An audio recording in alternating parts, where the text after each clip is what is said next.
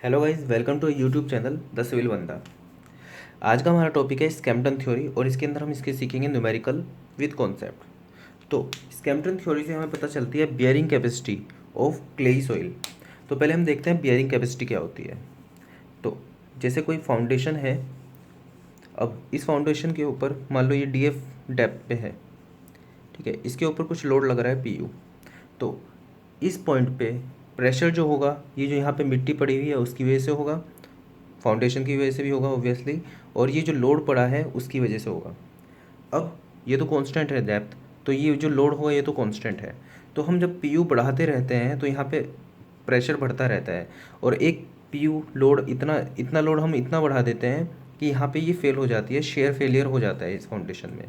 तो उस टाइम पे फेलियर के जस्ट पहले जो यहाँ पे प्रेशर होता है उसे हम क्यू यू से डिनोट करते हैं, क्यू अल्टीमेट, ठीक है। ये जो सम होता है वो इस प्रेशर की वजह से होता है और इस लोड की वजह से होता है।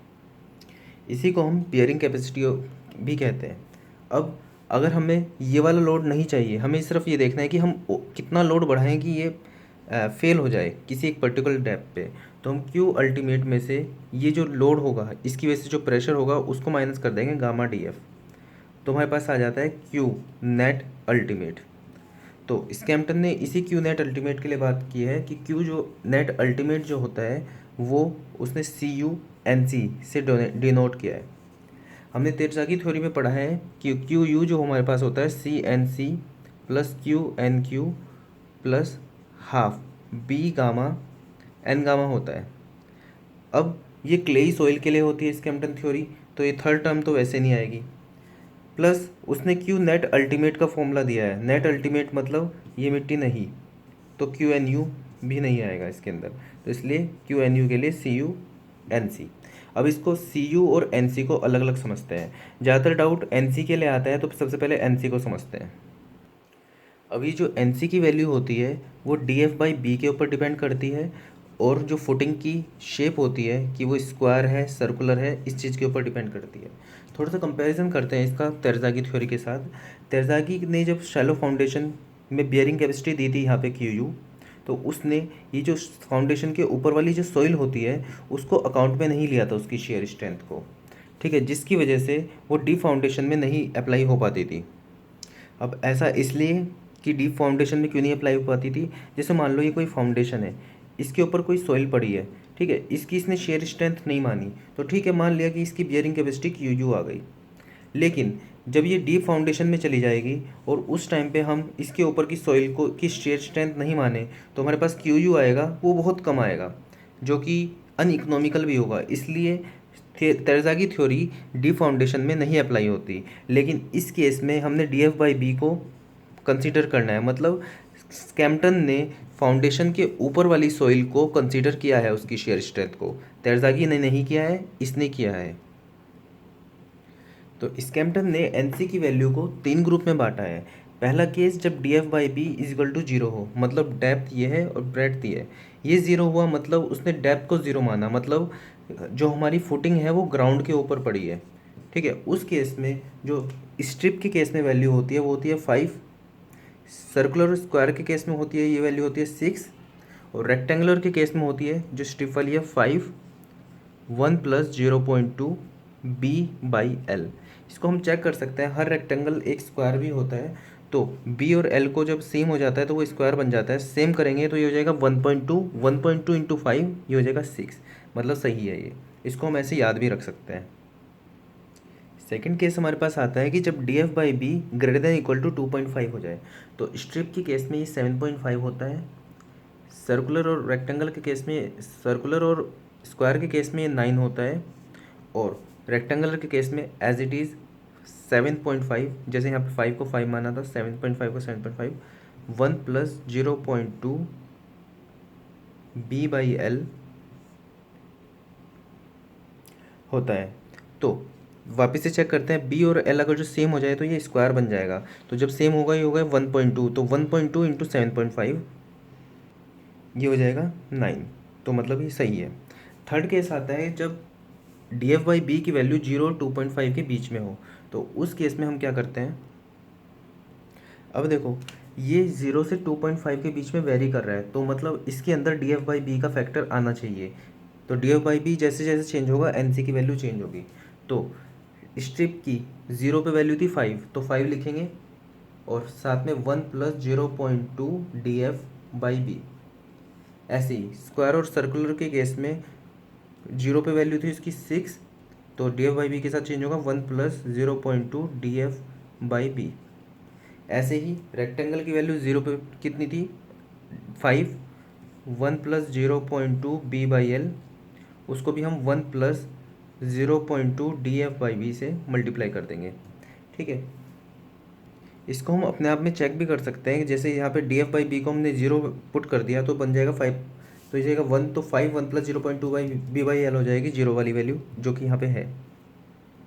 इस फॉर्मूले में हमारे पास लास्ट टर्म आती है सी यू। ठीक है, सी यू निकालने के लिए क्ले के हम सबसे पहले करते हैं अनकॉन्सोलिडेटेड अनड्रेन टेस्ट। ये क्या होता है, ट्राइएक्सियल टेस्ट में हम जब सॉइल को डालते हैं, क्ले को डालते हैं, ठीक है, तो सबसे पहले हम फर्स्ट स्टेज के अंदर सिग्मा 3 लगाते हैं, मतलब सेल प्रेशर लगाते हैं। हर तरफ से सेल के ऊपर एक प्रेशर लगता है सिग्मा 3 जिसको कहते हैं। तो उस टाइम पे ये सेचुरेटेड होती है सॉइल, तो उसके अंदर से जब इसको हम प्रेशर से दबाएंगे तो पानी बाहर निकलने की कोशिश करेगा। ठीक है, तो उस टाइम पे हम टैप को ऑफ रखते हैं, मतलब सप्लाई को ऑफ क्या कहते हैं, पानी बाहर ना निकले इसलिए हम इसको टैप को ऑफ रखते हैं। तो उस टाइम पे टैप से पानी नहीं निकलता, मतलब कंसोलिडेशन नहीं हो पाता, इसलिए अनकंसोलिडेटेड। सेकंड, उसके बाद क्या करते हैं, हम यहाँ पे एक सिग्मा डेविएटर लगाते हैं, मतलब ऊपर से एक स्ट्रेस लगाते हैं हम अलग से, जिसकी वजह से यहाँ पे एक फेलियर आ जाता है। देखो, जब सिग्मा डी लगेगा तो उस टाइम पे भी पानी बाहर निकलने की कोशिश करेगा, तो उस टाइम पे भी हम टैप को ऑफ करते हैं, मतलब उस टाइम पे भी हम ड्रेन नहीं होने देते पानी, तो मतलब अनकॉन्सोलिडेटेड अनड्रेन टेस्ट होता है। तो कुछ सिग्मा डी के बाद यहाँ पे ये फेलियर आ जाता है। इसके अंदर हमारे पास जो ग्राफ आता है मोर सर्कल्स का, वो आता है ऐसा। यहाँ पे हम नोटिस करते हैं कि जो सिग्मा डी की वैल्यू है वो चेंज नहीं होती। ठीक है, तो मतलब सिग्मा 3 सिग्मा 1 सिग्मा 3 सिग्मा 1, इसका मतलब ये है कि देखो, इस टेस्ट को करने के लिए हम क्या करते हैं, अलग अलग सिग्मा 3 की वैल्यू देखते हैं और उस पर देखते हैं कि कितना सिग्मा डी आ रहा है हमारा। तो पहले हमने मान लो सिग्मा 3 कुछ लगाया 100, तो उस पर हमारा सिग्मा डी की वैल्यू अगर जो सिग्मा 3 की वैल्यू हमारे पास 200 आई, ठीक है, 100 लगाने पे 200 आई, तो हमारे पास 150 लगाने पे जो आएगी हमारे पास 150 250 आएगी। यहाँ से हमें पता चलता है कि हम लोड भले ही कितना भी बढ़ाते रहें इसके अंदर, लेकिन जो फेल होगा वो उतनी क्या कहते हैं, तो उसका डिफरेंस उतना ही रहता है। ऐसा इसलिए क्योंकि जब हम इसके अंदर से पानी को ड्रेन आउट नहीं करने दे रहे तो उसका इफेक्टिव स्ट्रेस नहीं बढ़ रही है, और इफेक्टिव स्ट्रेस से ही हमारे पास शेयर स्ट्रेंथ होती है, तो वो एक कांस्टेंट आती है। ठीक है, और यहाँ से हमें पता चलता है सी यू टाउ।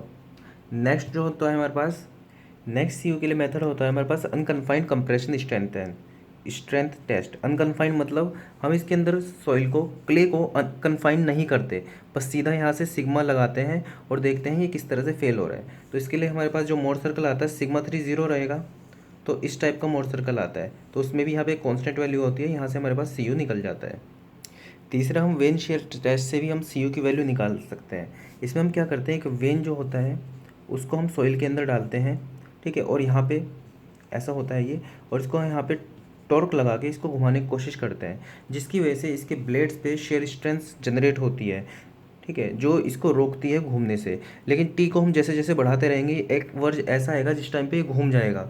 ठीक है, वही हम टी को नोट कर लेते हैं और उससे हमारे पास शेयर स्ट्रेंथ की वैल्यू आ जाती है, tau is equal to T upon pi D square D by 6 plus H by 2। ठीक है, डी होता है यहाँ पे डायमीटर, एच होता है हमारे पास ये हाइट, हमारे पास है टी। ठीक है, ये उस केस में है जब ये पूरा नीचे तक चला जाता है और इसकी ऊपर वाली बाउंड्री भी रेजिस्ट करती है, नीचे वाली भी रेजिस्ट करती है।